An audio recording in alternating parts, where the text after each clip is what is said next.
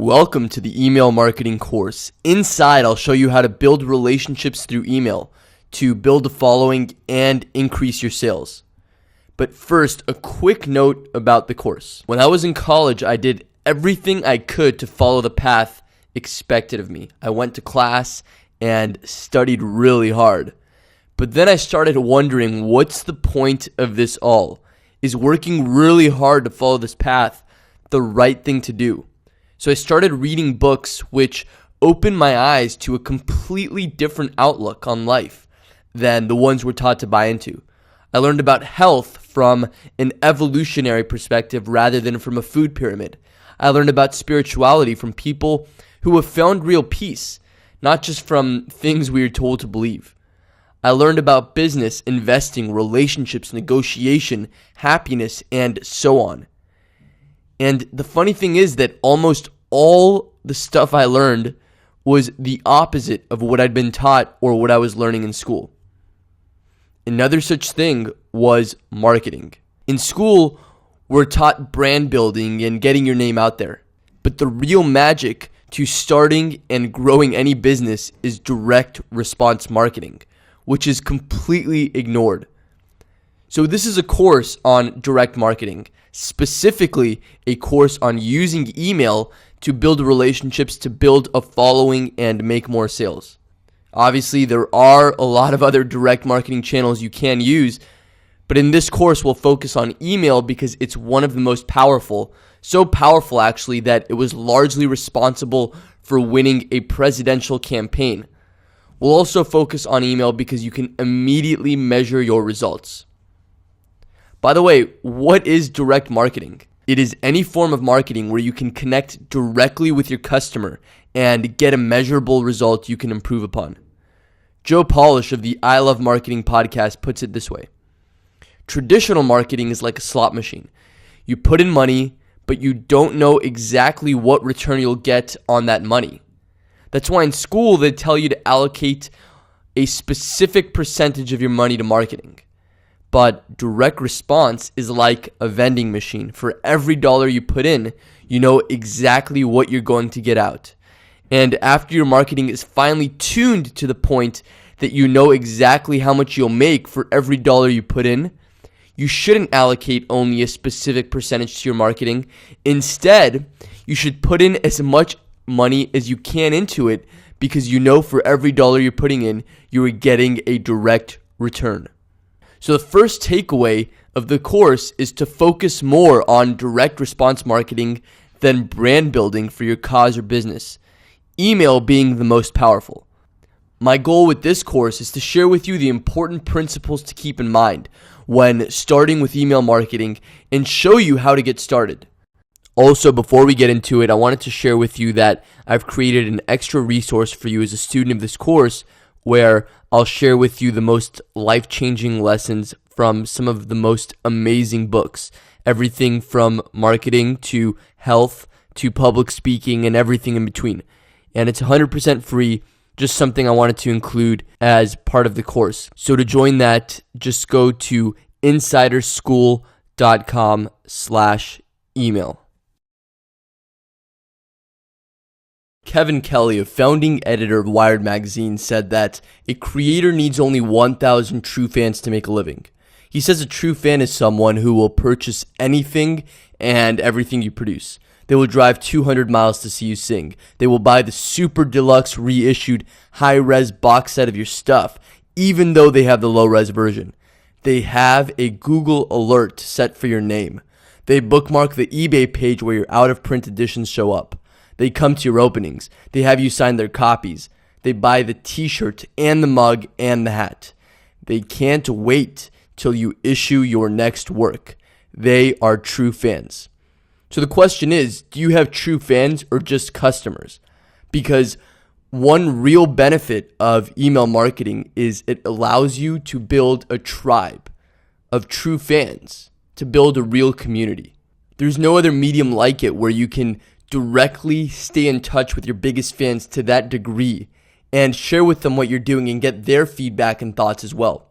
And another reason email is so powerful is that you can use it to make sales on demand. It's so amazing that you can literally send an email at almost any time to your followers and make sales.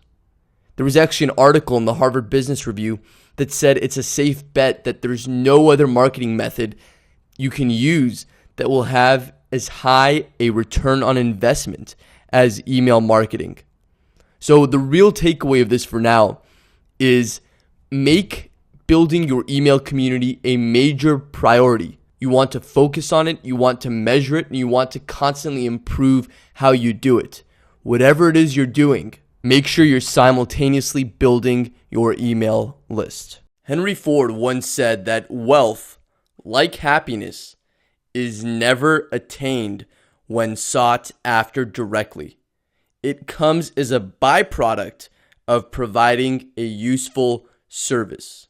And I think that's so powerful. We can't chase profits directly. Profits are a result of the things we do. And it's the same thing with email. Even though we're talking about building a community and a tribe and making more sales, you can't chase those sales through email directly. Instead, you want to pursue the thing that will result in the sales. And that thing is the relationship you have with your email list. You see, the point of emails isn't to make a sale. Again, that's the result. The point of email is to build a relationship one-on-one with each person on your list.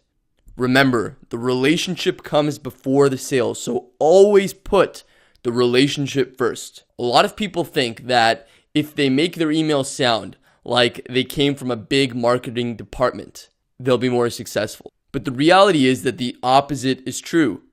People like to build relationships with a person. That's why I hate it when people ask me, so how big's your list? Or talk about a list only in terms of numbers. Because if you see it as just a list, you've lost.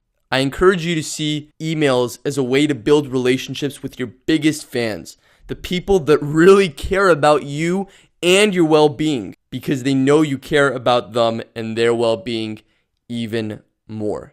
And if you've ever heard someone who says each email address you collect is worth X amount of dollars, completely ignore it. Because first of all, it depends what industry you're in and what you're selling. But also, it depends on how deep of a relationship you've built with your email community. So before we get into specifics, I encourage you to change your mentality. You're not trying to get people to sign up for your email list just to make sales. You're getting people to sign up so you can deliver even more value to them. From now on, anytime you want to do anything through email, ask the golden question. Will this help strengthen my relationship with my email community? Because if you do something that will make more sales today, but will hurt your relationship, that means less sales in the long term. So change your mindset from sending email blasts to building a relationship with one person at a time. It just so happens that you're doing it through email with many one persons at the same time, which is why it's so remarkable. Welcome to section 2. In this part, we're going to talk about how to build relationships through email. And in this video, we're going to start with the first piece and probably the most important one, which is delivering value. At the root of building any relationship through email or in person is delivering value, and our emails need to be a huge source of value that we deliver to our customers and potential customers. When you have someone sign up for your email community, it has to be because you believe and you know that you're going to deliver even more value to their lives, and every email needs to deliver on this promise. And by value, we mean things that make their lives better, that add some tangible, measurable benefit to their lives. Value can come in many forms. It could be education. It could be a feeling of belonging to something bigger than ourselves. It could be a deep connection we feel with the person we're getting emails from. It all depends on what the objective of your emails is. And even more importantly, it depends on this. What is someone who joins your email community looking for? How are they looking to make their lives by doing business or working with you better? Because your email should help deliver on this promise by giving value, by educating about your products and services, which will help them get that result, by letting them know about other stuff you think will help them, by making them feel a part of the community, and so on. The question is, are you going to be a welcome guest or an annoying pest? The difference between the two is adding value to that person's life versus trying to extract value to add to yours. Another important piece of creating relationships through email is making your email sound like you're talking to a friend. And not even like you're talking to a group of friends, but like you're talking to one specific friend. What you're doing in these emails is letting a friend know about things that you honestly believe will make their lives better and will help them achieve the results they're looking for. Picture it this way. Imagine you just saw an amazing movie last night and you want to let a friend know about it. What would that email sound like? It definitely wouldn't be like a lot of the business emails we see today. Instead, it would be genuine. It would have their best interest in mind. And if you can translate that into writing your emails, it will lead to tangible results. Because you're telling people about things through email that you think they'll love. Let me give you another example from Frank Kern, who's one of the most successful online marketers. A few years ago, I got an email from him that said this: P.S. What is the world coming to?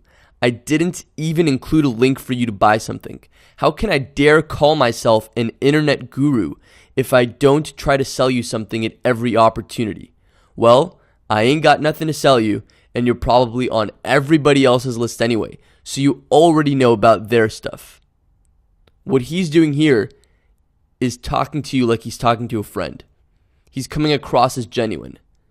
And that's going to translate in the future when he does have something to sell, people thinking, this guy's my friend. I trust him. I know this is counterintuitive and different than a lot of the emails you get from businesses. To help illustrate it even more, let me show you an example sent during the 2012 presidential campaign. It says, today is Barack's 51st birthday and the girls and I are pulling together his birthday card. Last call for names. Want to sign it? Clicking on the link below will add your name to Barack's card automatically. This election's only going to get tougher, so I know it would mean a lot to Barack to know he has your support on his birthday. Thanks, Michelle. Notice how it comes across like she's talking directly to you, a close friend. Notice how she uses small words, and the way the words are put together is very casual, and how she refers to him as Barack and not President Obama. So in essence, you want to come across as non-salesy. You can still sell, but you want to do it in the right way. Remember this, even write it down somewhere where you'll remember it. People hate to be sold, but they love to buy. So instead of selling, give people the opportunity to buy things. To buy things that will greatly benefit their lives. Something else that you want to do is interact with your email community. The okay marketer only promotes things, but the great marketer creates a conversation.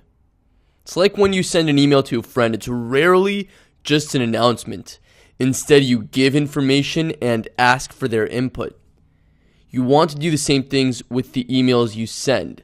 Not in every email, but you want it to be a part of your larger email campaigns to build relationships and get to know who's on the other side of the computer screen.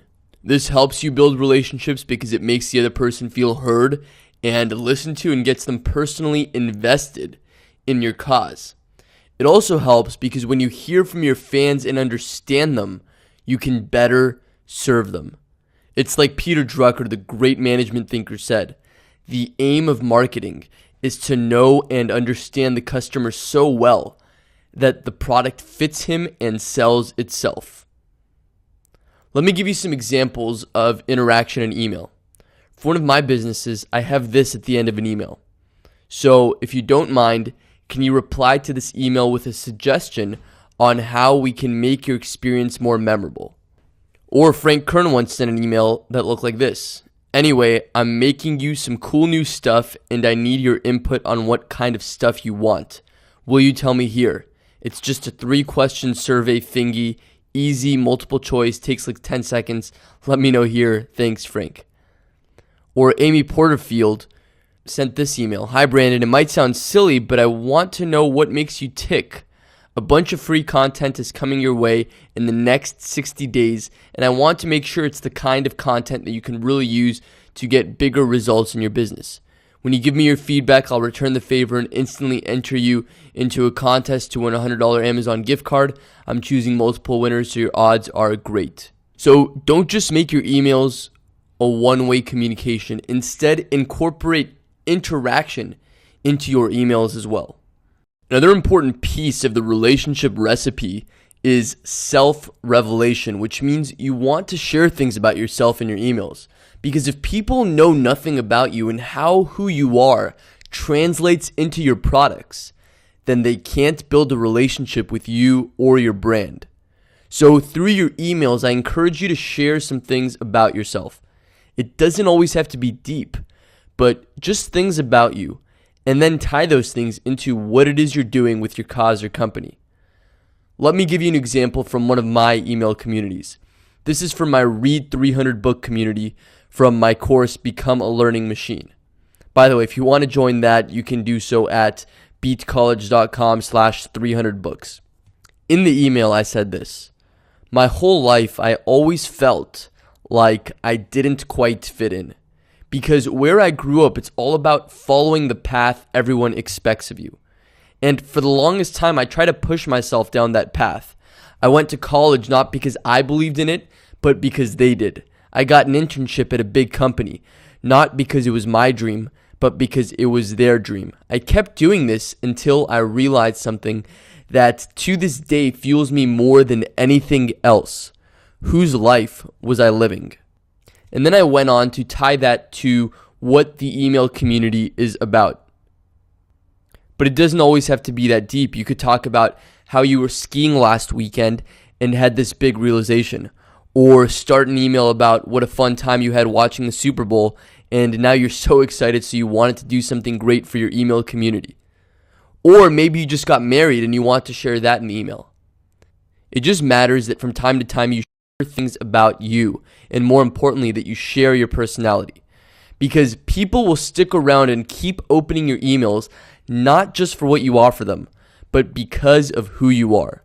This really isn't meant to be political because I'm not too much into politics, but I wanted to share with you another lesson from Obama's 2012 email campaign because it was done so well.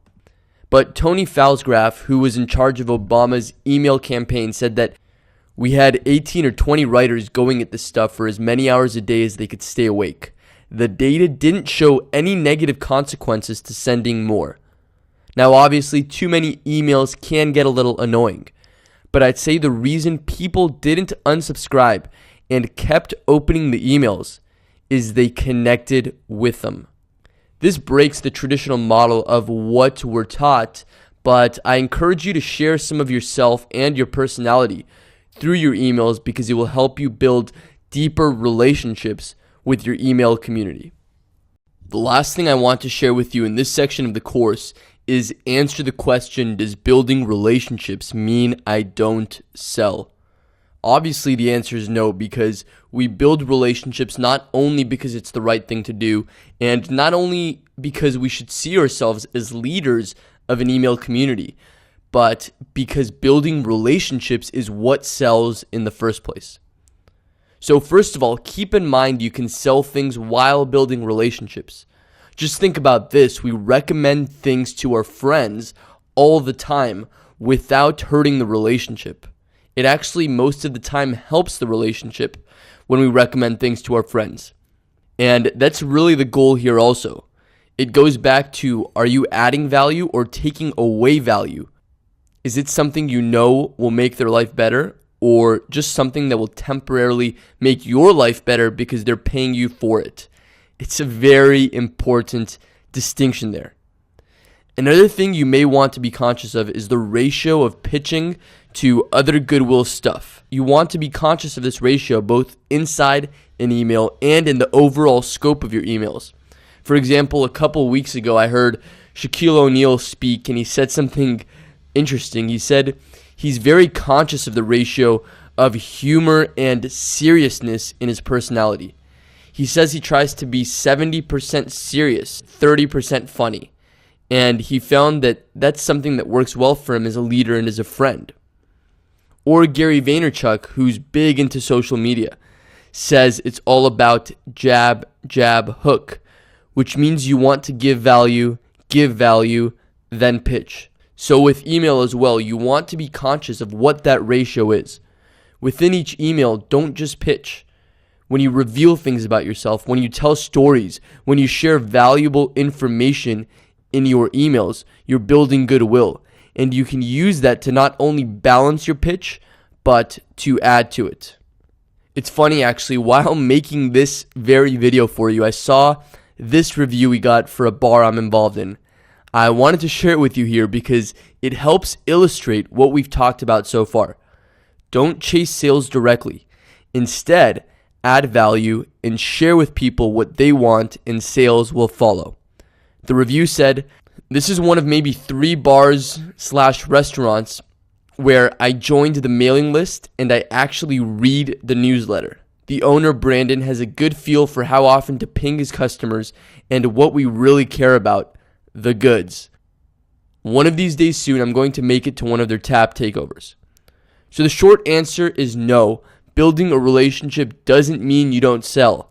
In fact, it means you sell even more, but you do it the right way.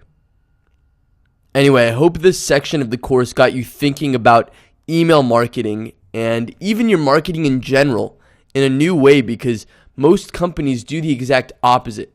And I think it's a huge opportunity for you and me to take advantage of this, to build relationships with people, and to really build our sales and following. In the next section, I'll share with you how to set up your email marketing service. And then in the sections after that, we'll go into the specifics of writing your emails. Now let's talk about signing up for your email marketing account. Back when people started sending emails on a large scale in the 90s, they just send it from their personal email addresses. But nowadays, if you do that, it just won't get delivered. So we use an email marketing company to send the emails for us. But depending on which one you use, there are a lot of other features in there as well. I've tried many different ones. The one I use now is called Aweber because they have features like sending automated emails, split testing, segmenting, and many other things that help you get the most out of your email marketing. And they have high deliverability because of their strong focus on preventing spam. Plus, as a bonus, they're actually on the less expensive side out of the ones I've tried. But either way, whether you want to use them or not, pick an email provider now to get started. If you do want to go with Aweber, I made a link for you to try it out for 30 days.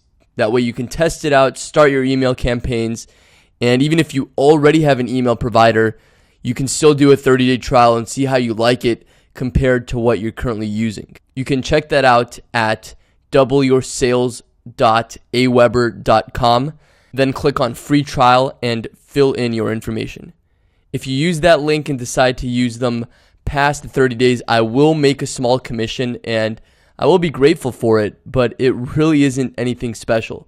Because more importantly, I just want to see how many people sign up, because if there's a lot of demand, I'll make some videos as well on how to get the most out of Aweber. So go to doubleyoursales.aweber.com, sign up for your free trial, and in the next video, I'll show you how to make your first email list.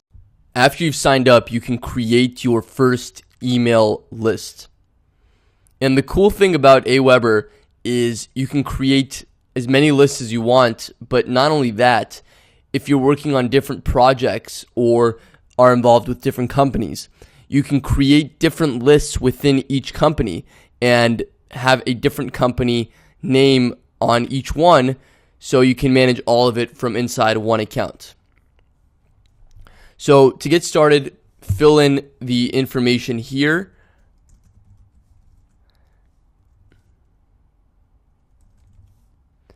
and then fill in your address. And then you want to come here and fill in the sender name, which is who the email is going to come from. And you want to consider if you want to use your own name or your business name. So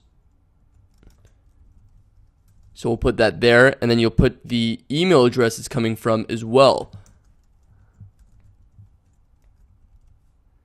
And then click on next step.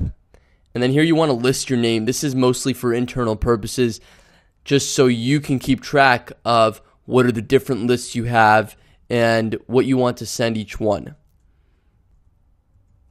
Let's say these are people that came from our website. So we'll just put that there. We'll put a quick list description.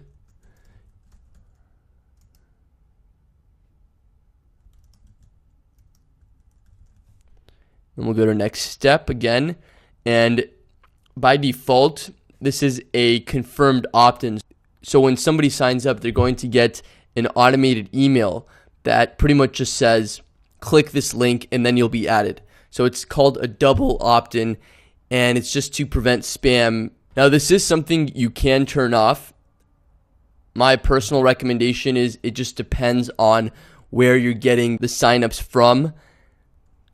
But for now, let's fill it out, and you could turn it off. So you're just going to write the body of the email here. This stays the same. You can change that on the bottom as well. And last thing is I recommend making a custom subject line instead of one of their pre-approved ones. So it's more in line with what it is you're doing, and you can even include your company name in there as well. And then just click on approve message and create lists, and you're done. Now you have an email marketing account, you have a list, and you know the principles for great email marketing. After my 1-month trial of Aweber, I wanted to move my contacts over from my then email provider into Aweber. What I really liked about them was the ability to segment lists, the ability to split test, the way their autoresponder emails are set up, and how you can set up nice sign-up forms online. All these things, among other things, just made it feel like Aweber was designed by marketers rather than people who just wanted to help you send emails, which is what the others felt like. Now, you may not feel the same way. It's really up to you. It's just how I felt, and something a lot of others I talked to encouraged me to do. So if you already have a list and you want to move them over like I did, it's actually really easy. You just have to give Aweber a call at this number right here, and they'll send you an email with a few questions to fill out. Just make sure you prove to them that you have a responsive list. People who signed up for your emails are getting your emails, are opening them, and they'll move it over and won't require them to sign up again or click a link. They'll just do it all for you, and then when you log in, it's already all done. Really easy. If you already have a list, I recommend doing that if you do want to switch over. By the way, if you want to use Aweber, you can do so either through my link at doubleyoursales.aweber.com, and I'll get credit for referring you. But if for some reason you don't want me to get the credit, that's totally okay as well. I just really believe in the service. In that case, you can just go to aweber.com. Either way, the choice is up to you. I really recommend using Aweber, but the most important thing is having some way to get your emails delivered. We're now inside my Aweber account. Let me show you how to send emails. First, let me point out a couple things. You see, this is the number of subscribers I have in this particular account. This one's actually the account that I have for my restaurant. And 4,559, it's either large or small, but it all depends on what you do. For a restaurant, for example, these are all people that have already bought from us, are already regular customers and so forth. So it's definitely enough where I could send an email out on a Tuesday night and be completely full. Whereas if this were for an online business of people that just kind of heard about us and just signed up on a whim and haven't bought from us yet, it's completely different. So I wanted to share that with you because it just depends on what it is that you're doing instead of just thinking of the number of people on your list in absolute terms.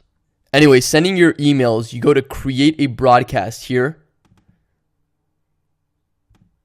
And then the first thing you want to do is pick the template that you want to use. I always use the plain left align template because it's the one that looks just like a regular email.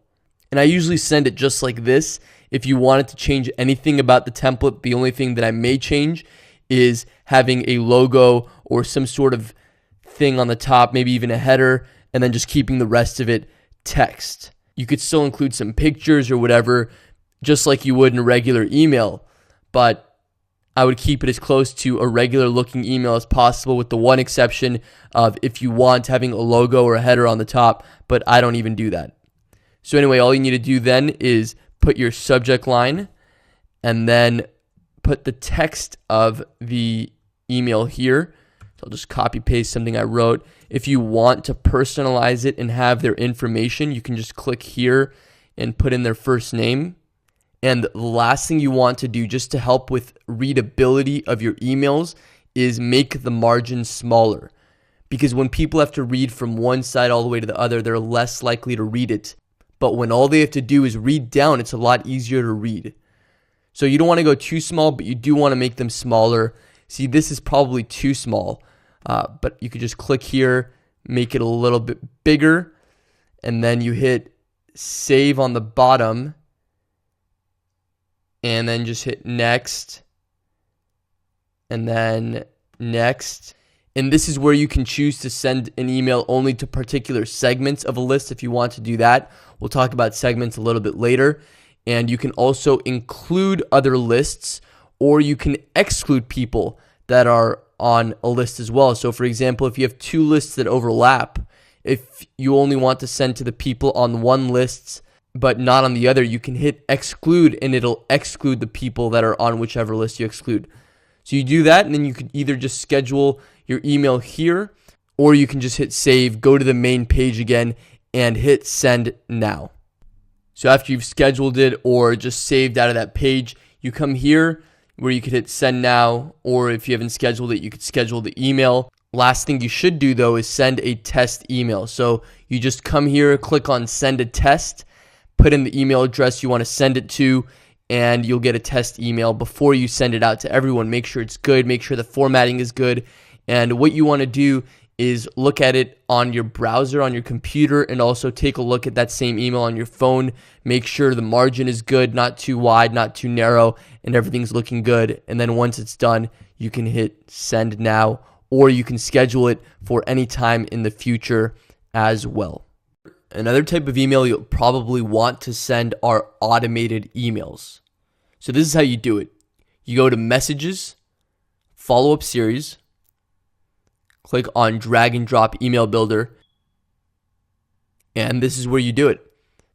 Now, there are two things that I like to get across in my follow-up series. First of all, I want to let people know what this is all about. Letting them know what to expect, building a relationship, maybe even some self-revelation, letting them know how this came to be and my story behind it. And the second thing is asking for some sort of interaction or action. The interaction could be to learn a little bit more about them, to learn what they want from you, to understand their pain better, to ask them what type of emails or products would be most beneficial to them. Or it could be to ask for some sort of action based on something they've already done. Maybe it's buying a product they've showed interest in or whatever. And personally, I like keeping these really short and conversational. At the very least, you could even put something like this, just thanks, and just say, just wanted to thank you for joining whatever they joined. I'm so excited you're here and have a lot to share with you. Talk soon. Name, and you can put a PS and then ask the question there. But what I really recommend you do is sign up for other people's email lists, both people or companies in the same industry that you're in, and people in other industries as well, just to see what they're doing. All great marketers have a swipe file of ideas that they can use in their own marketing, and I recommend you do the same. So sign up for other people's lists and see what they're doing in these follow-up automated emails to get ideas for yourself as well. And don't be scared to use some of those things for yourself. Anyway, once you have this first email, just go to save, next, save and exit. So here's that email, and then you can create another follow-up email. So we'll just put email 2, and again, save, next. And I just want to show you this part. So here you can decide how many days after the last email this one's going to go out. So the first follow-up you make is going to go out immediately after someone signs up for your email list. This one, you decide how many days after the last one it's going to go out. So you can say you want to send this 3 days later. And something else that's really cool that you can do is you can decide on what days you want to send it. So if you want to send it only on weekdays, for example, you can just check all 5. And you can even pick what times you want to send it. And something else that's really cool, you could even say apply these days and times to all messages. And what's even cooler, you could send the messages based on each subscriber's local time. So if it's 9 a.m. for one person, it won't be 4 a.m. for somebody else getting the same email across the world. So you just do that, go to save and exit. And here's that second email. It says it's going to be sent 3 days later within this time frame. So whatever it is you're doing, I recommend exploring with follow-up emails. They're so powerful. It's so amazing that you can just write these emails once and they're going to work for you forever now, building relationships, making sales, creating interaction, revealing things about you, delivering value. Whatever it is you want to do, you can do in these emails. Some people even go ahead and write 50 automated emails and they're just on autopilot, delivering value and making sales. That's not something I like to do. I like to keep it only to 1 or 2 because I want to keep my emails authentic and fresh. And I really think of it like I'm writing emails to a single person. So I like to do it that way, but it's really up to you. Whatever it is you want to do though, try setting up some follow-up messages and sign up for other people's email lists as well so you can get some ideas on what it is you can do for your messages. Dale Carnegie said in his classic book, How to Win Friends and Influence People, the only way on earth to influence other people is to talk about what they want and show them how to get it. But it's so interesting because when it comes to getting email addresses, more people than not don't talk about what the other person wants. They talk about what they want. They say things like, join my newsletter or subscribe. You can do that, but if you do that, you're only going to get a fraction of the number of email addresses than you could. The email getting formula is to tell them what they want. Tell the person what they're going to get, what result they're going to get by joining your email community. So there are 2 ways to do this.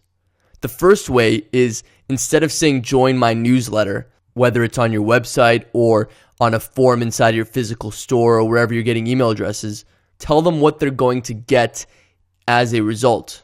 For example, in my restaurant, instead of saying join our email club, we say get updates on unadvertised wine and beer events and exclusive gifts, offers, and more.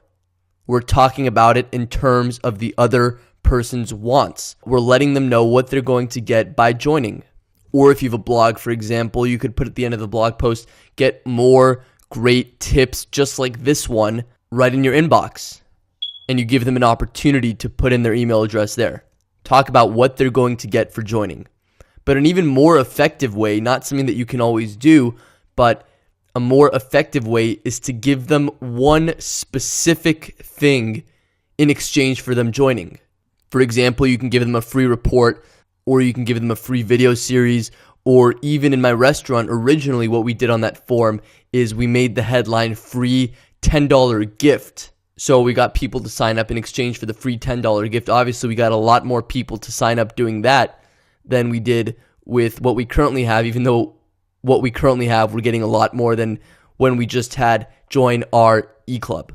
So if you have a blog, for example, you could put on the sidebar, something that gives them an opportunity to get a free report that solves a pain. And what you want to do is give them something that will solve their biggest pain. What is the biggest thing that person wants? And give it to them in exchange for signing up for your email list. It's proven that if you give one specific thing in exchange for an email address instead of many things, like a series of things, you'll get a better result. But at the very least, just make sure you follow Dale Carnegie's advice. Talk in terms of the other person's wants. Tell them what they're going to get specifically in exchange for joining, and you'll get a lot more people joining your email community.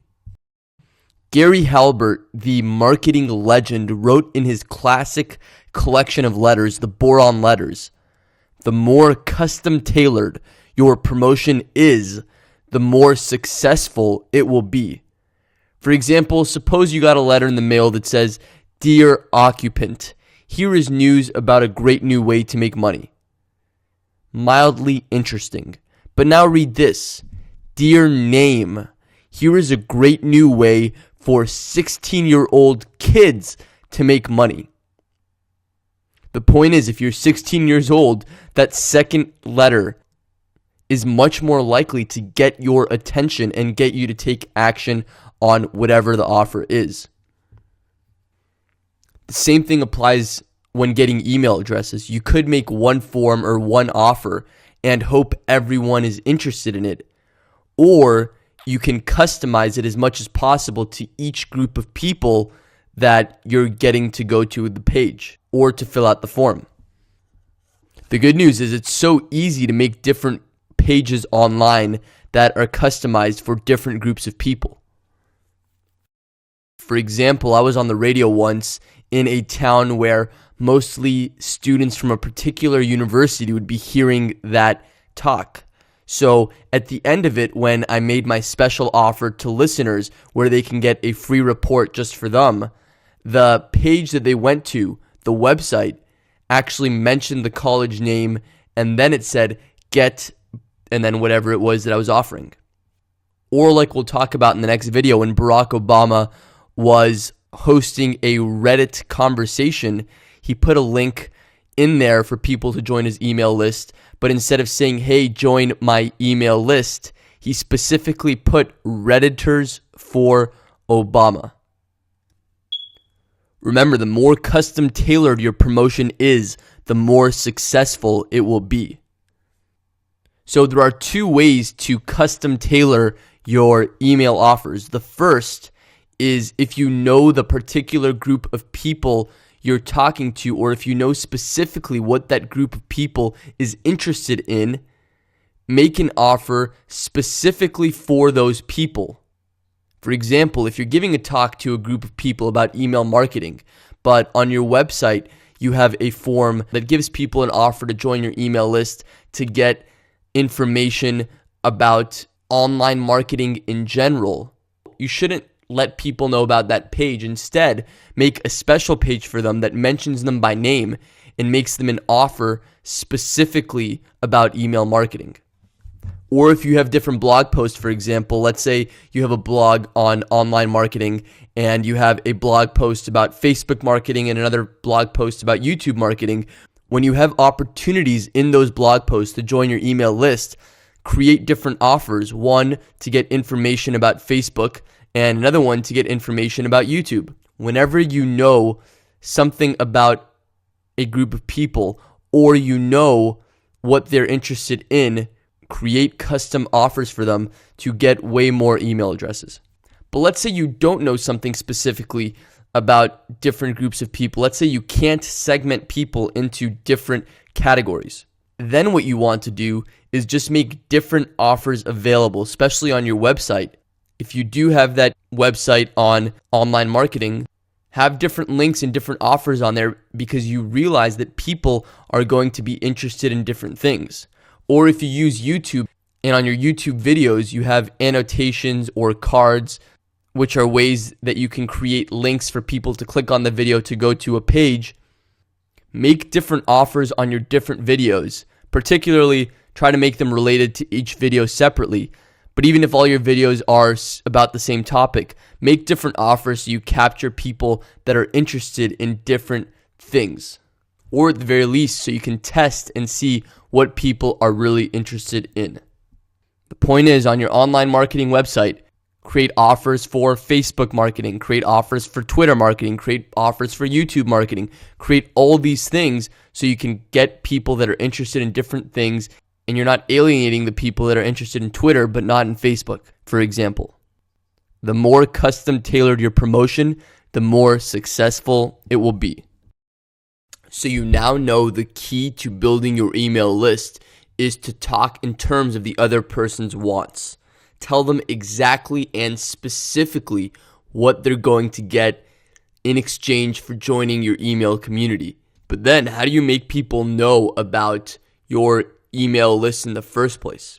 And the answer is you want to use every interaction with a customer or a potential customer as an opportunity to build your email list. For example, let's say you're giving a talk to 1,000 people in an auditorium. You should come up with some offer catered directly to those people, something specific that will benefit them, and let them know during your talk that you've made this special offer specifically for them, and they can go to a URL that you made just for them to get whatever it is you're offering them. And even better, have them take out their phone right then and there and do it on the spot.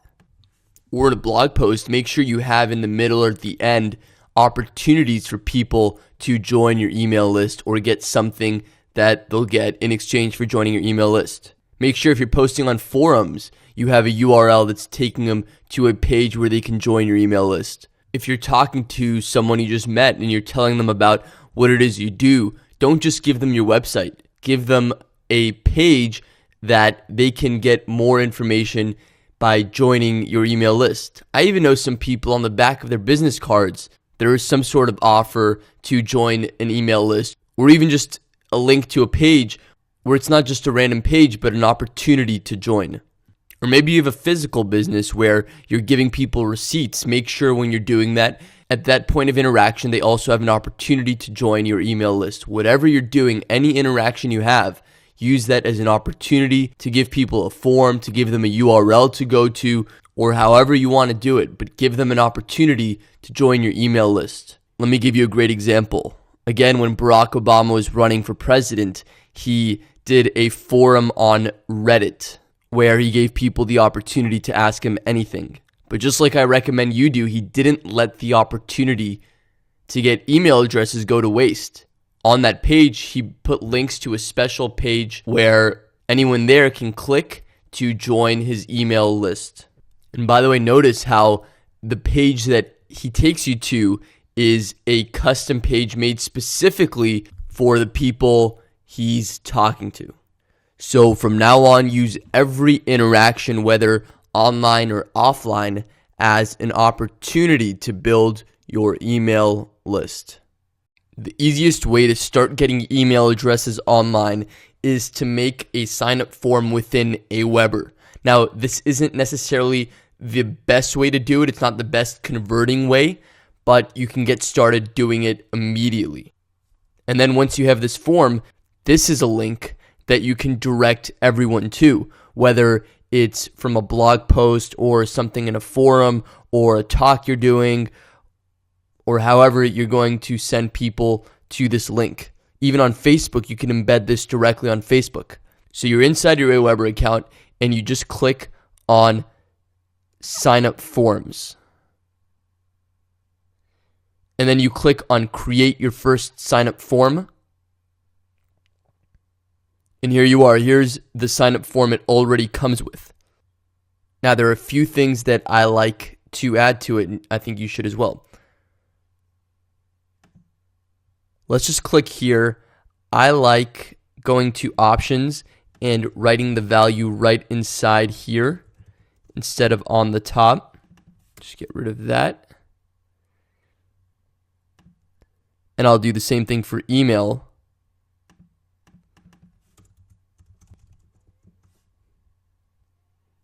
I like changing the color to black. So you gotta click on that individually and change the color to black on each one. There you go. Let's click on edit header. This is where you'll write the header. And remember, talk in terms of their wants. For example, you could put free report,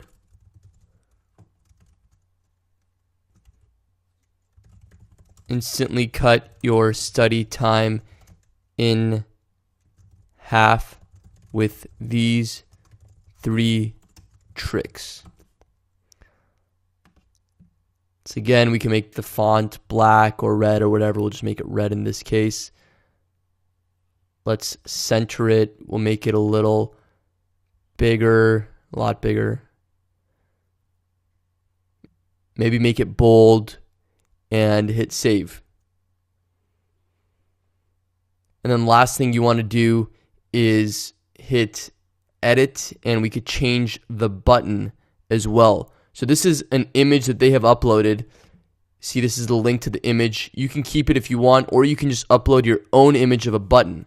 For example, you could just go to Google and type get instant access button images,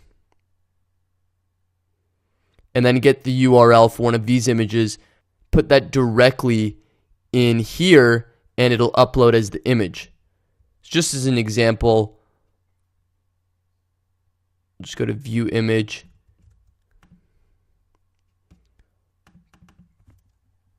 I'll put that in there just so you could see.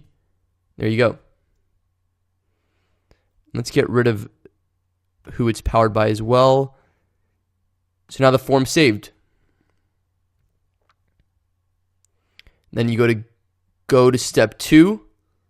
You could name your form for internal purposes. Thank you page, they'll either go to a basic thank you page, or you could just keep them on the current page, or you can make a custom page as well that's a thank you form or has the download on there directly, whatever you want to do. Right now we'll just put stay on current page, and we'll hit save and go to step 3. And then let's just save our form. And then you have a few options. First of all, you could either get the HTML code here and copy paste it directly into your own site. You can copy paste it into a Facebook custom tab. Or if you just want to be really simple with it, just have Aweber host your form. So that's it. Here's the link to the form. Open it up, and there it is. Now we could make it bigger if we want. I know this is kind of small, so we just make these things bigger. Just by making the font bigger in here and here, these values will get bigger.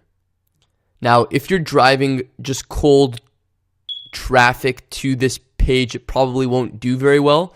But if you write an article on someone else's website, for example, and then in your bio at the bottom, it says, get my free report to instantly cut your study time in half, and there's that link, they already know who you are, they're already committing to it, and there's no problem just going directly to this, putting in my information and email, and hitting get instant access and joining your email list. So this is the simplest way that you can get started immediately with collecting email addresses online. Let's talk about squeeze pages, which are one of the best ways to get email addresses online. So first of all, what is a squeeze page? What it is any site or page that you only have 2 options on. You can either put in your email address to get something that you really want that can really help you, or you can leave the page. And there are so many designs that you can go with, so many ways you can design it, but what they all have in common is you only have 2 options on the page. And when you limit options like that, you'll see that more and more people take the designated action that you want them to take, especially if you're offering something of value that can really help them achieve some sort of goal or alleviate some pain. Let me give you some examples, and you'll see how really different the forms look. So the only thing these 3 pages have in common is the fact that you only have those 2 options. On the one on the top left from Digital Marketer, you hit the download now button, and a form comes up where you can put in your email address so they can send you the report. And same with the other 2. The one on the bottom, even if you click on the video, for example, that same form will come up that will give you the same option. There's one more thing these forms have in common, and it's that you have to click a button in order to put in your email address instead of having that form directly on the site. When you do this, it converts better. More people will sign up. I think there's a couple of reasons for it. First of all, once you've clicked on that button, you've already taken the first step. So when a request comes to put in your email address so you can get the information that you want or get whatever it is that you want, you're more likely to do it. The other reason is when you go to a page like this, your first thought is, this is a page that is going to give me something, rather than this is a page that's trying to take something, which is what you might think if you just go to the page and see a big form to put in your email address. So in a second, I'm going to tell you how to make these pages, but I think the first question is, what do you do with these pages in the first place? And the answer is you can do a lot of things with it. For example, if you're driving traffic to the page through ads, this is the type of page you want to drive traffic to. You can also make it the homepage of your website, except on the top you could put the navigation bar if you want to do that. On your website, maybe you have some links to get some sort of report or whatever it is they want that takes them directly to a page like this. Maybe you're answering questions on Reddit like Obama was, or commenting on a forum. Whatever it is you're doing, this is the type of page that you want to drive people to. It's really the type of page that you can deliver the most value through, because you're giving them what they want and you're giving them an opportunity to join to get even more value. So the question is, how do you make these pages? I use a program called OptimizePress. I have a link where you can check it out in the resources section of this video. Just click on resources and there's a link right there. And it has all these pre-made templates where you'll just click on it, and then all you have to do is change the wording, or you could change a picture or anything like that, and your form is done. You can really make one of these pages in minutes. And the other cool thing is you have so many options of elements that you can add to every page that you can really custom make a page to make it look any way you like. For example, I could recreate any of these 3 pages in under 5 minutes. So get started using squeeze pages to start collecting email addresses. There are several softwares out there that can help you do this. The one that I use, I think it's the most cost effective, and it's also really great because you can make anything, is OptimizePress. If you want, you can get it through my link, which I have in the resources section of this video. That way I'll see what kind of demand there is to make training videos on how to best use it. And in the meantime, if you do get it through that link, feel free to send me a message or send me an email at brandon@beatcollege.com, and I'll be happy to help you set it up and happy to help you make the pages that you want to make. So let's say you are an OptimizePress. What design do you use? You can start with any of their pre-made templates. What I really like to do, and I recommend that you do as well, is look at other people's squeeze pages. When you see ads on Facebook or online or anything like that, click on them. Click on them always and see what kind of pages they drive you to. And then you can use those pages as models for your own pages as well. But to start, you can use any of the pre-made templates within the software. And I'll also show you in a later video how to make multiple squeeze pages and then test them against each other so you know almost scientifically which one works better. If you do want to use OptimizePress to make your landing pages, I just want to show you how to do that. So you go to the page builder in OptimizePress, you name your page, so we'll just call it XYZ, and then you go to use a content template. And they have all these pre-made templates here that you can choose from. So we'll just pick one of these templates, go to proceed to step 2, and then you just customize each thing in here. So if you want to put your logo in there, you just click logo, and you just upload it right there by selecting the file. You can change what it says here by just clicking on that, and so forth. And the other thing you can do also is you can take pretty much any template and customize any page you see. So let's say you go online, you see a page that you really like and you want to recreate it. It's very easy to do so. For example, you could just get rid of this thing altogether. and you can go to add new row. So we'll just do a 1-column row, and then you go to add element, and you can search for anything here. You can put a button, and you can customize your button. You can put a countdown timer on the top if you want to do that. It's pretty cool, actually. So we'll just put that at the top, and there'll be a countdown in real time where it's counting down. You can add another element where you can put a picture, for example, by going to images. You can put your own HTML text if you want. There's really so much that you can add here.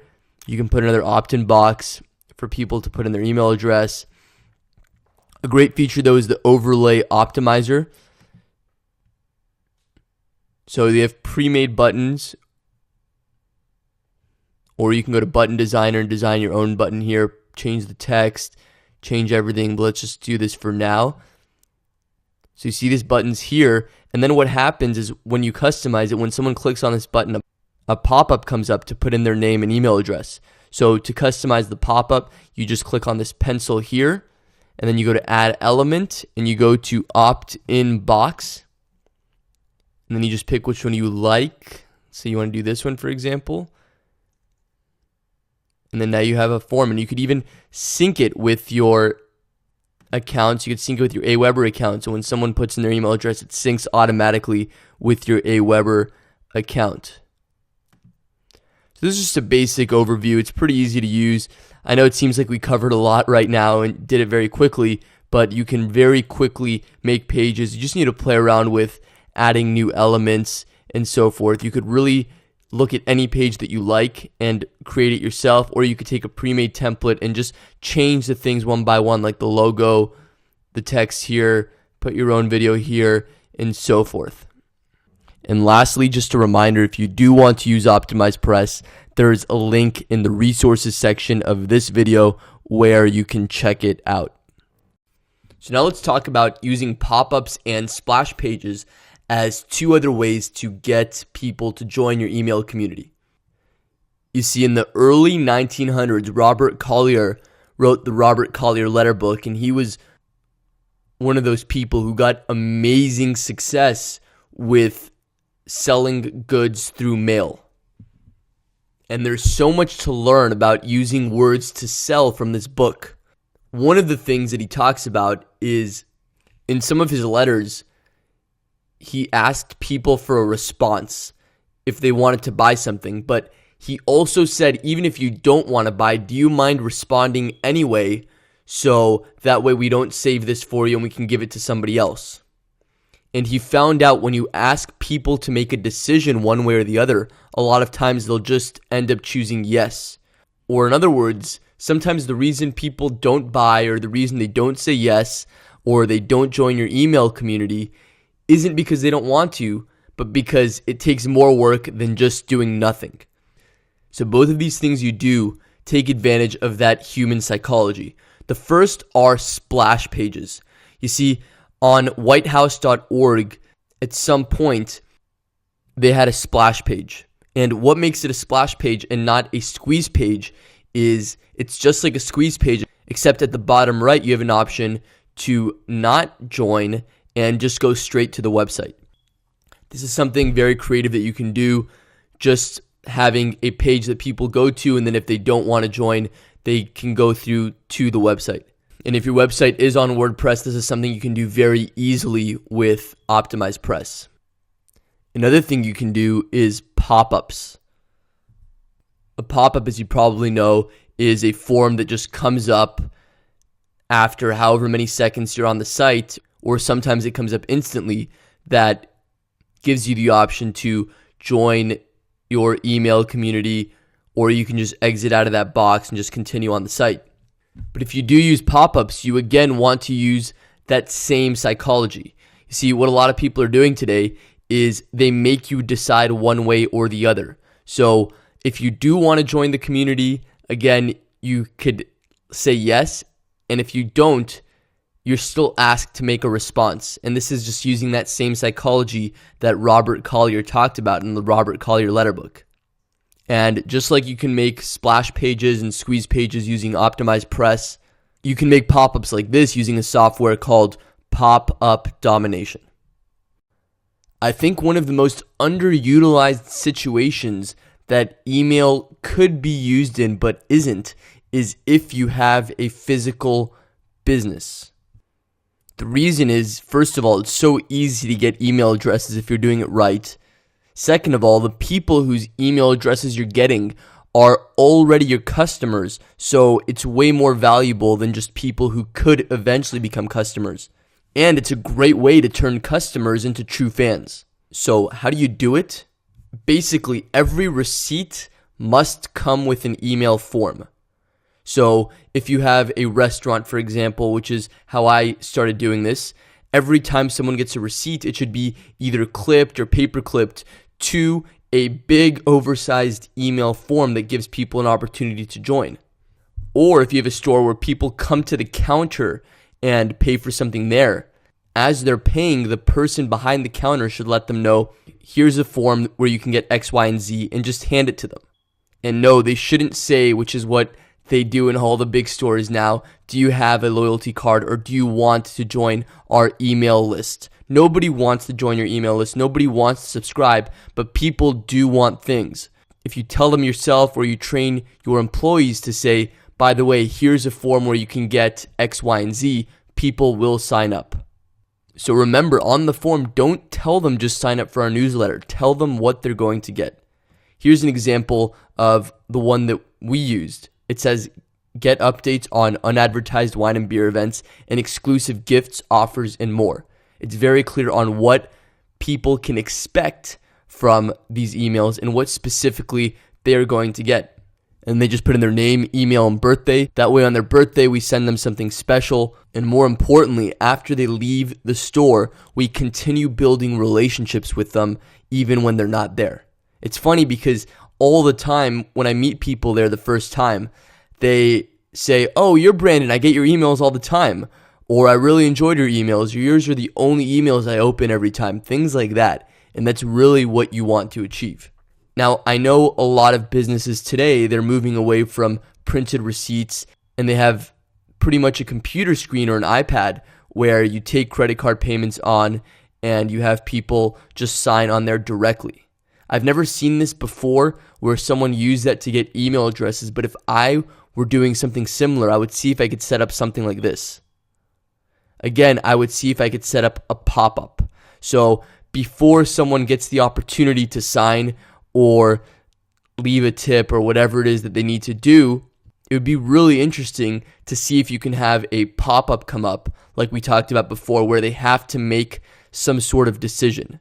And if they have to decide something, more people will decide, yes, let me join. Just remember, again, give them something that they want.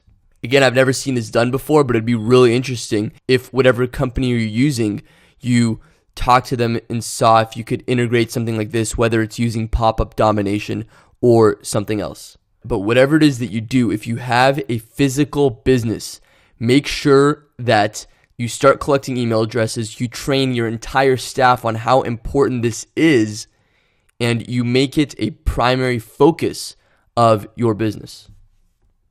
One of my secret email tricks is using a tool called iCapture. Here's how it plays out. When somebody comes into our store, with their check, they get a big form that gives them an opportunity to join our email community. And then what happens is that same day, they get a personal email from me welcoming them to the community, thanking them for coming in and giving them some valuable information. So here's how we make that happen. We use iCapture, and at the end of the night or right before we close, we take all the forms and input them through iCapture, which we've integrated with Aweber. And once they're put in through iCapture, they get the first automated email that we've already written. So that same night when someone comes in, they get an email from Brandon that says, hey, John, I just wanted to thank you so much for coming in tonight. It really has a powerful effect. So you can do the same thing. You just go to iCapture.com, take a look here, and you can just click on any one of these buttons to get started for free. I don't get anything if you decide to use them, but just go ahead when they ask who referred you to say Brandon, just so they know. And last thing, if you really want to get advanced with this, which is what we do, is inside Aweber, I make a different list for every employee. And at the end of the night, they're responsible for going into iCapture and putting it in to their custom form. So every employee inside iCapture, they have a different form that corresponds to their Aweber account. So then every week I can see how many emails each person got and hold everyone accountable.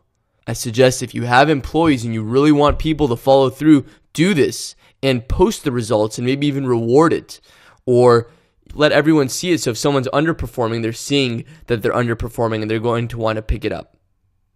I wanted to take a second and share with you some rules to keep in mind with your email marketing. The first rule is the more personal, the more universal. The more you can make your email talk directly to one person, the greater appeal it will have. So what you want to do is imagine your ideal customer and write directly to that one person. And make sure your writing conveys that. Another related rule is to write like you talk. When you're writing emails or even when you're writing anything to sell, all the rules that you learned about in school go out the window. You want to write in a very conversational way. Use fragments, start with conjunctions like the word and, keep your sentences short, and so on.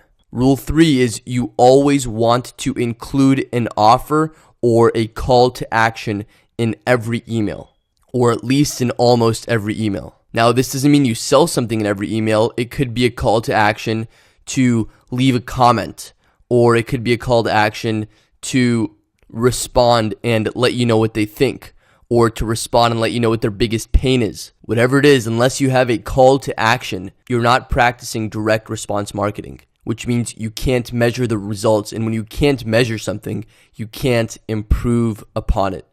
Another related thing is you want to give people a reason to respond as quickly as possible. Maybe there's a deadline or a limited number of what it is that you have to offer. Whatever it is, give a reason to respond as soon as possible. So keep these simple rules in mind.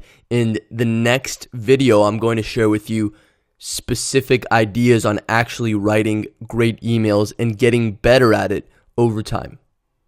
Your subject line is really important because it helps get the email opened in the first place. So how do you write a great subject line? Well, a subject line is a lot like a headline you would see in a newspaper or magazine ad. And in his classic advertising book, Tested Advertising Methods, John Caples says there are 3 classes of successful headlines. Here they are. The first one is self-interest. The best headlines are those that appeal to the reader's self-interest. In other words, these are headlines that offer reader benefits. They offer readers something they want and can get from you. A classic example of this is a how-to headline, something like how to get blank. Another type of headline that works really well is news. For example, I got an email today from a great marketer, and the headline said major announcement, and then in parentheses, it said big changes at DM, which is the company name. And the third type of headline that works really well is curiosity, so something that makes you curious. For example, I remember Barack Obama sent an email once that said, Barack Obama is not a unicorn. You can imagine how something like that makes you really curious of what is going to be inside the email. So just like with advertising headlines, you want to incorporate at least one of these things in your email subject lines. In your subject line, offer a benefit. Occasionally, you may have some news to announce or arouse some curiosity. When I first started writing emails, it was really hard for me and I didn't know what to say, but I found myself getting better very quickly.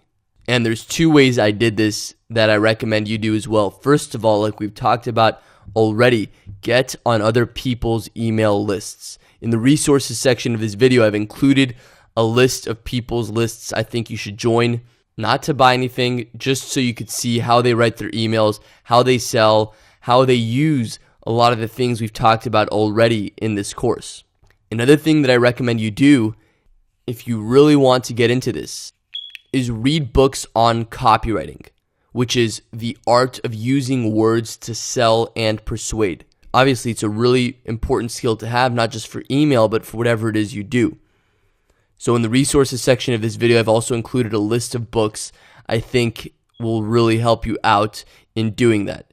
But at the very least, get on those people's email lists so you can see what they do and you can learn and you can take some of those best ideas for yourself and use them directly in your emails.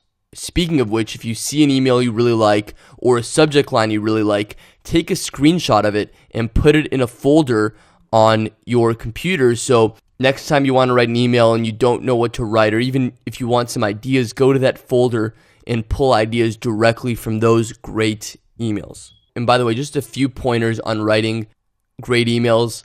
First of all, you want to start with a short sentence and with a short first paragraph. That way, your email has a punch and it pulls people in. And also, if you are stuck with how to start with a story. Stories are really powerful and help people connect with you.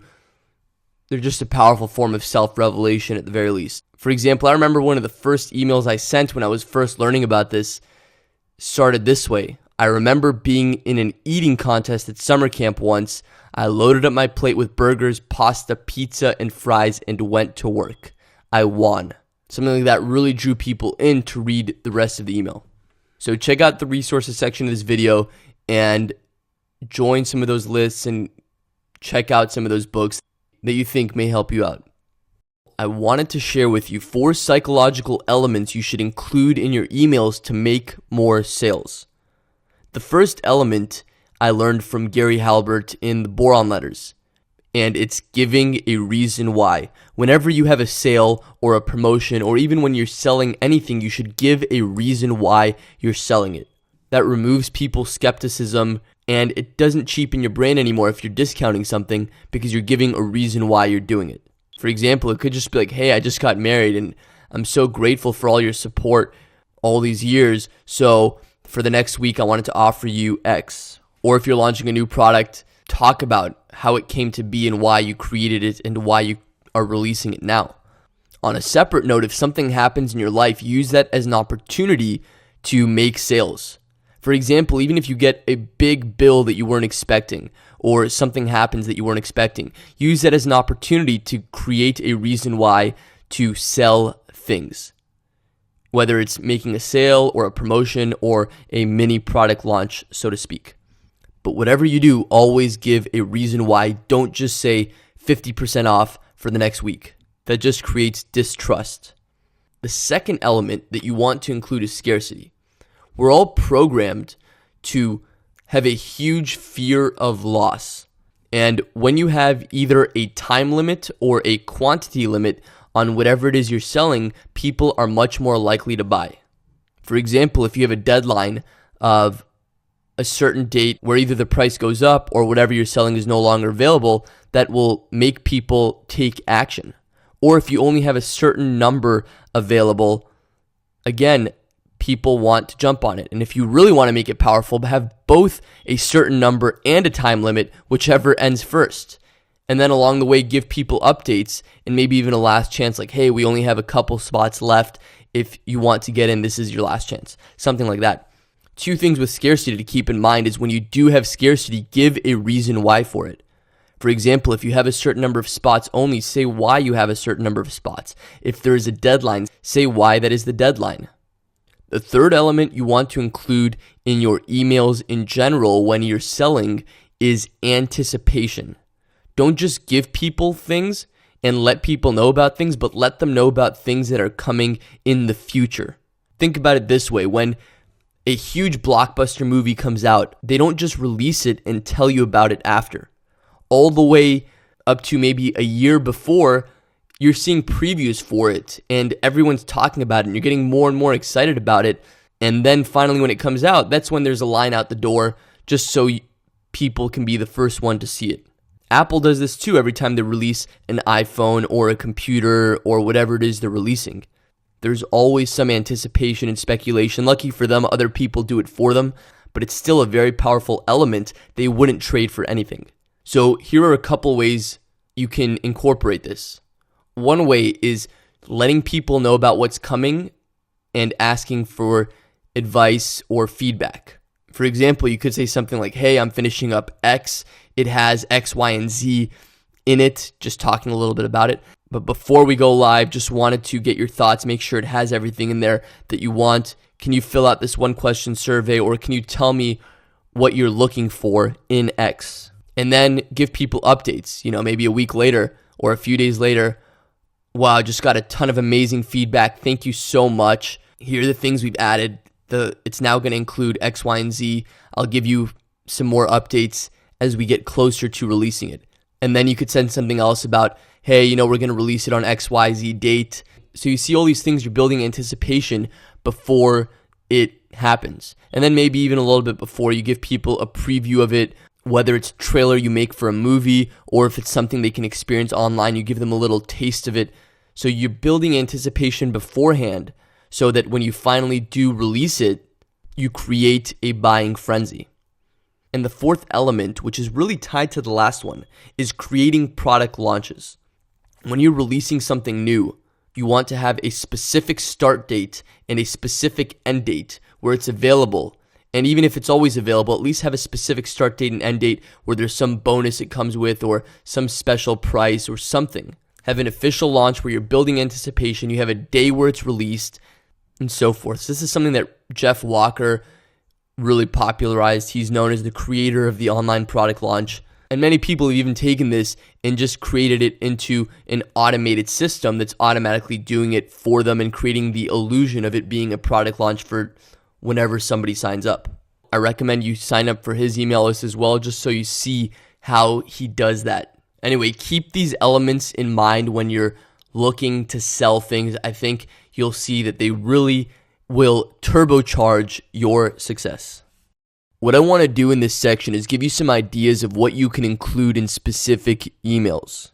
If you want, feel free to take these word for word, but I understand that everyone is doing something different and there isn't a one-size-fits-all perfect formula.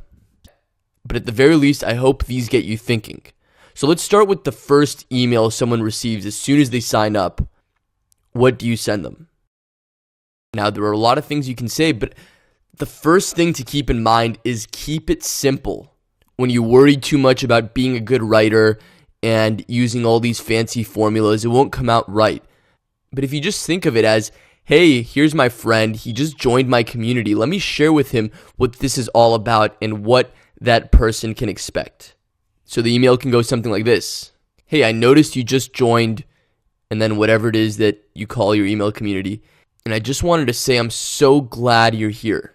And then you can say in the next paragraph what this is all about. Tell them what you believe, why you exist, and what they can expect to get from you.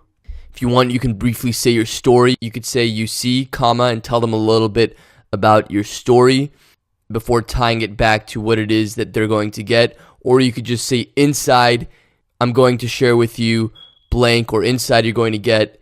And then you could just end it with something simple. Anyway, I'm so excited you're here. Talk soon, and your name. Another thing you could do in this email is find out why they joined or what they expect to get or how you can best serve them. You don't want to guess at this. You want to really understand what do people want and expect from you. So you can do this in a couple ways. You could put it in the PS. You could say something like, PS, I want to make sure I deliver as much value to you as humanly possible. Can you tell me what your biggest struggle is with X? X being whatever industry you're in. Or can you tell me how I can best serve you? Or can you tell me what your goal is with X? Or can you tell me what sorts of updates you'd like to hear about most? And then specifically tell them what to do. Dan Kennedy talks about in his book, No BS Direct Marketing. Always give clear instructions. So you want to do that. After you ask the question, say something like, just reply and let me know. Another thing that I've seen people do in this email is they've just kept it really simple. I've seen some people send something like, hey, thanks so much for joining. I've got a lot of great stuff to share with you. But before I do, I want to know, what's your biggest struggle right now? Just hit reply and let me know. And of course, if you promise something in exchange for the email address, whether it's a report or a video or a coupon or whatever it is, make sure you give that to them in this email as well. You could either, again, give it in the body of the email, or you can give it as a PS or a PPS. For example, PPS, here's the report I promised you. I hope you really enjoy it. Your primary goal should be to deliver as much value as possible to your email community. You really should care about these people. And in order to deliver as much value as possible, you need to understand them. So if in your first email you don't ask a question to learn a little bit more about them, what I like to do is send the "Can you do me a favor" email.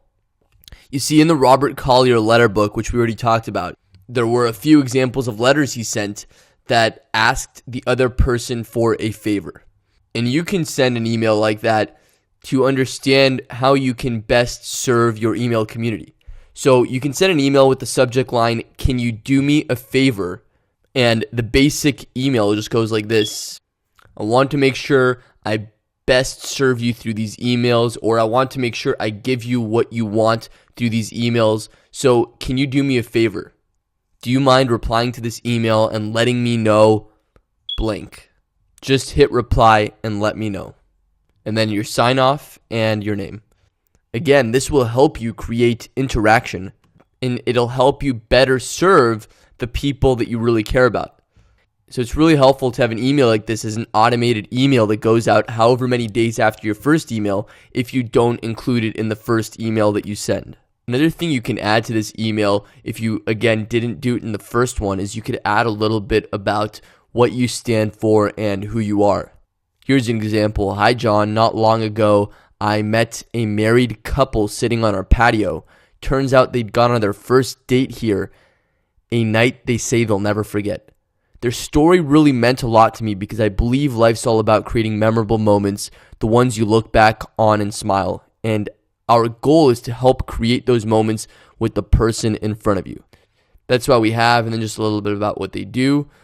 But we want to take it to the next level. So if you don't mind, can you reply to this email with a suggestion on how we can make your experience more memorable? Now, whatever it is you do, obviously the essential part of it is just getting feedback and learning more about the person on the other side of the computer screen.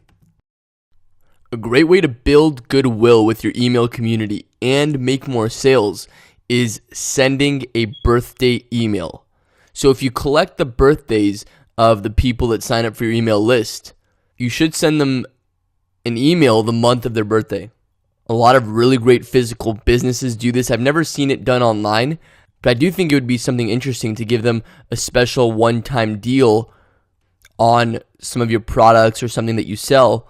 And the reason why being, remember we talked about reason why, is because it's their birthday. For example, you could say something like, I noticed your birthday's coming up, and I just wanted to send you an email and wish you a happy birthday. Anyway, I hope this is your best year yet, and then giving them some sort of gift or offer. Or something else you can do that's pretty funny is, here's an email I wrote once for one of my lists. John, I noticed this and had to send you an email. It's almost your birthday, and you know we've been thinking about your birthday night and day. We're really proud of you. Somehow you've managed to have this happen to you on the same day every year. No easy feat. Anyway, we just wanted to give you a little gift and wish you your best year yet. And then the gift goes below. But whatever it is you do, especially if you have a physical business, birthdays are a great way to get people to come in and celebrate their birthday by buying your product or having an experience with whatever it is that you offer. To really get results of email, you shouldn't think of it as sending one email here and there. You need to think of email in terms of sequences. You see, Dan Kennedy tells a great story of a talk he was giving to a big room of people, and he asked them, what's the company with the bunny that says keeps going and going? And half the room thought it was Duracell and half thought it was Energizer. His point is that Energizer has spent millions and millions and millions of dollars trying to get you to remember who they are, and yet half the room still thinks it's Duracell. His point is, if it takes that much for them to get people to identify with their brand, you can't expect to just let someone know about something once and expect to have amazing results. There is another marketing saying that says the first time someone hears about something, they become aware of it. The second time, they become interested. And it's usually the third time or even later when they finally decide to act on it. So you want to think in terms of sequences instead of individual emails. And when you have something you want to sell or promote, you want to sell multiple emails about it.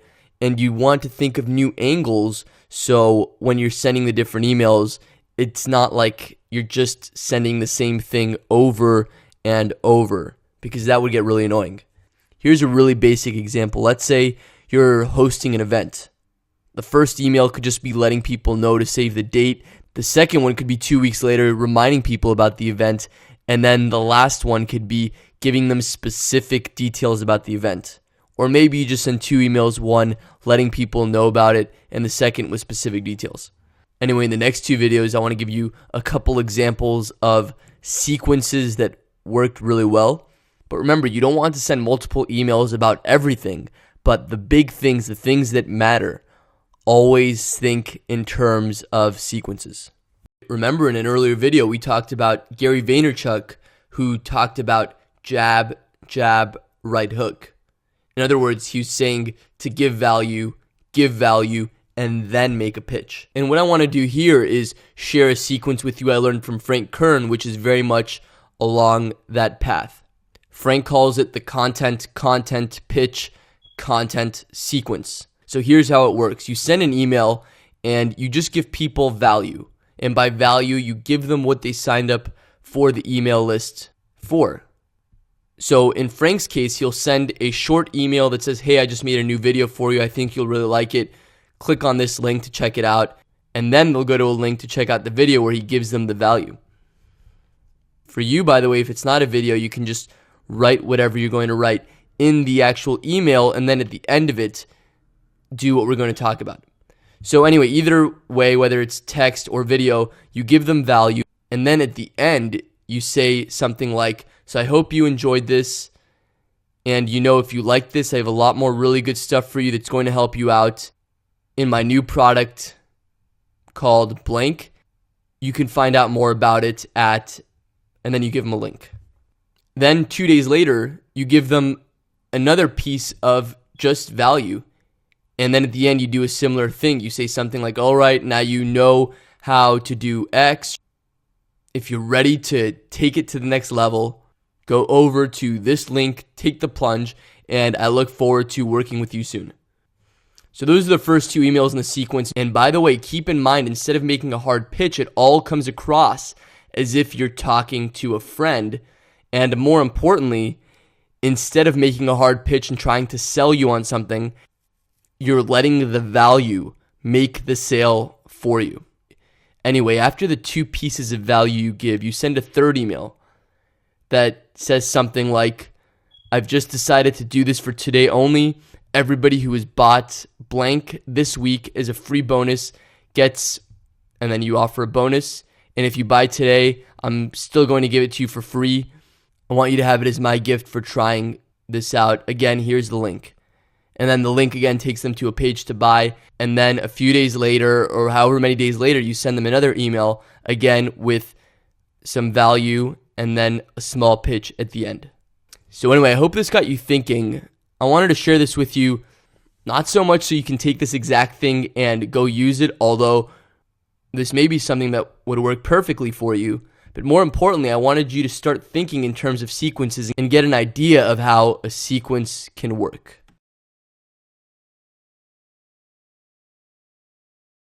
So let me give you another example of a sequence. I actually created a random email address for myself so I can have all these emails come into me so I can show you Jeff Walker's product launch sequence. So this is a sequence he uses to sell his product launch formula. And the sequence starts here where it says to confirm your email, and it ends right here. This is the last one where it says closing now. So you see, this is an automated sequence, so it just depends when you join, but I guess I joined on the 23rd, so it went from the 23rd to the 9th. And I'll show you just parts of it. So in the first video, or in the first email, he's just giving you a link to watch a video. And you see in the video, he's just giving you value. There's nothing for sale, just letting you know that 2 more videos are coming soon as well. Then in this one, he gives you a second video. And then one day after he gives you the second video, he sends a second email about the same video. Except since you don't want to say the same thing twice, he's just framing it in a new way. So he's talking about all the great reviews and comments he's seeing for that video. And then he's saying, by the way, if you haven't seen it yet, here's the link. So remember, if you're sending multiple emails, you want to put a new twist on it so you're not sending the same thing over and over. And then after that, he gives you the third video. If you click here, that's where it'll take you. And then again, he wants you to watch the videos. He's just building some anticipation, letting you know that tomorrow he has a big announcement for you. But in the meantime, again, if you haven't watched any of the videos, you can do so here. And again, he's building anticipation, letting you know that it's going to open soon. Then he's giving you instructions before it starts, saying we're live. And then here in the middle of the launch, he's answering questions like 3 questions about product launches. So he answers the questions and you see on each one, click here for details. Then again, just finding more ways to reach out to you.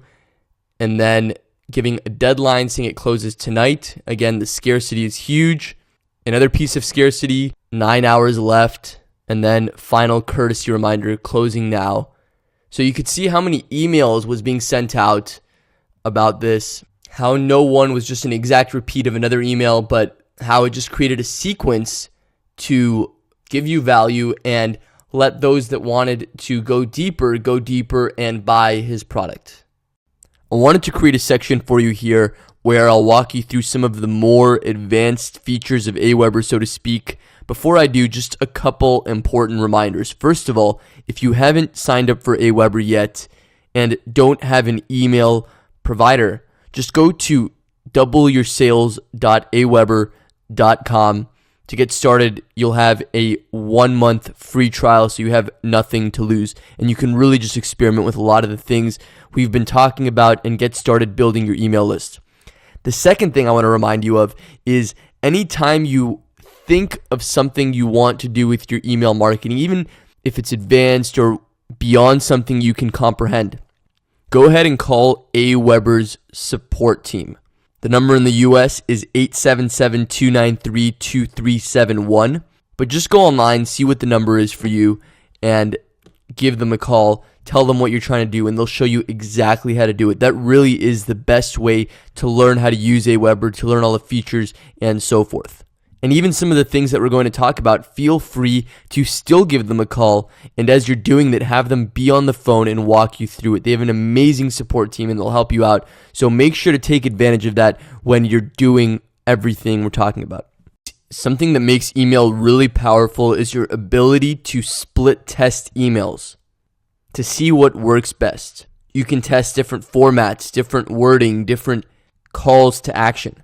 So something powerful that you can do is split test things that you're going to be able to use again. So for example, you can send a broadcast message in 2 different ways, and then whichever one works better, send it as part of your follow-up sequence. Or maybe you want to see what kind of format works better. We talked about formatting, but you can test it, see which one gets a better result, which one gets more calls to action. So the way to create a split test is to go to messages and then broadcasts, and you'll get to write the screen. And then instead of creating a broadcast, which is how you create a regular email, just click here on create a split test. To do this, you'll need at least 100 subscribers, and the more you have, the more accurate it will be, obviously. Then you can decide how many emails you want to break it into. Probably 2 is best, just so you can test 2 things side by side.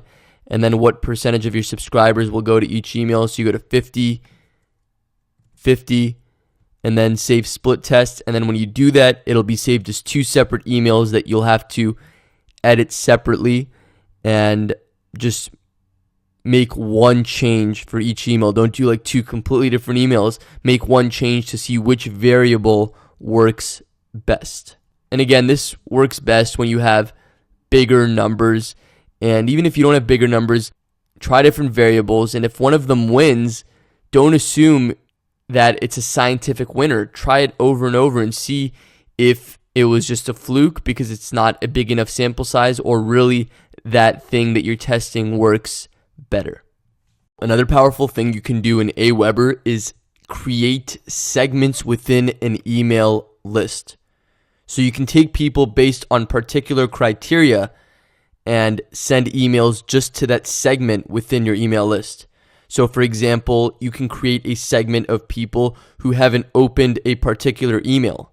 And this is powerful. For example, let's say you have a pitch or something important you want to make sure as many people see as possible. And let's say you have a 30% open rate. So 30% of the people on your email list opened that last email. But you want as many people to see it as possible. It's an important email. So what you can do is you can create a segment of the people who didn't open that last email, and then send the same email to them again, maybe with a different subject line and maybe a few days later, just to the people who didn't open that email. Or maybe you want to send all your broadcasts in general only to people who have already gotten all your follow-up messages. Again, you can create a segment of people who've already gotten all the follow-up messages and then just send all your broadcasts only to those people. Or maybe you want to create a segment of people who haven't opened your emails in the past 6 months, which is something I recommend doing. And then you can send them 1 or 2 emails of, hey, just want to make sure you still want to be on this list. If you do, and then make them click a link to reconfirm that they want to be on your email list. And not only that, you're making those people make a commitment again. So if they do want to stay on board, they're making a commitment to do so, and they're going to be more engaged after that as well. Also, maybe when you have people sign up for your email list, you're asking them questions that you want to segment as well.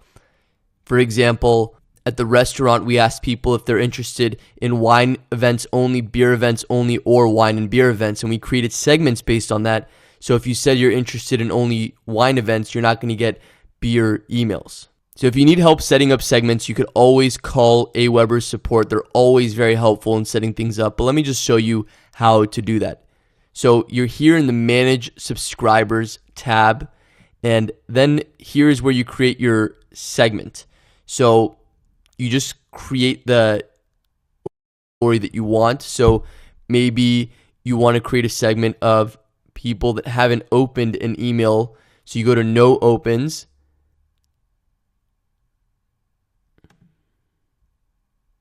Since, and then you put the date, and you can put 6 months ago. Or if you want to do people who have finished all your follow-up messages, you can do last message number is, and then you can put the last follow-up that you have in there. So this is going to be a segment of people that have already received that last message in your follow-up sequence. You can also create a segment based on when people joined. To do that, you go to date added, is before this date, or is on or before or after or whatever. And you can do custom ones as well. You see here we have wine or beer or both is, and then here we put beer, wine, or both, and then we'd save it as a segment. So once you've done the search, all the people that match that criteria will show up. You name the segment here and then hit save. And then in the future, when you're sending broadcasts, after you've gone through all the steps and before you save it, you can check which segments you want to send it to. So segments are really powerful. At the very least, you should be using it every 6 months to re-engage people who haven't opened any of your emails. But there are a lot of uses for it depending on what it is you're using email for.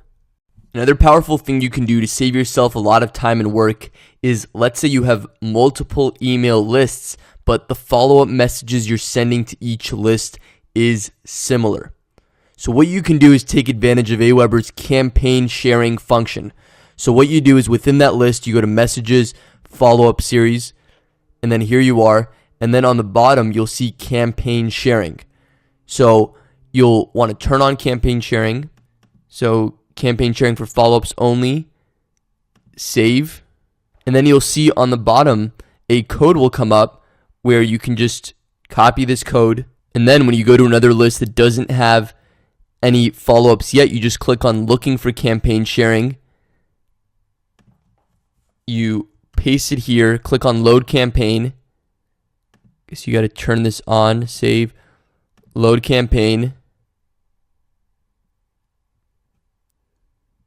And there it is. And now in this other list, those same emails are there also, and you can edit them as you wish. One more important thing to keep in mind is this. Let's say you have 2 follow-up messages set right now, and you want to add more. You're going to add a third and a fourth. Before you do, make sure you call Aweber and tell them to turn off follow-up messages for all your current subscribers unless you want them to get those new follow-up messages as well. If you don't do this, when you add those new messages, the people that are already on your list will get the third and fourth messages as well, or however many follow-ups you add.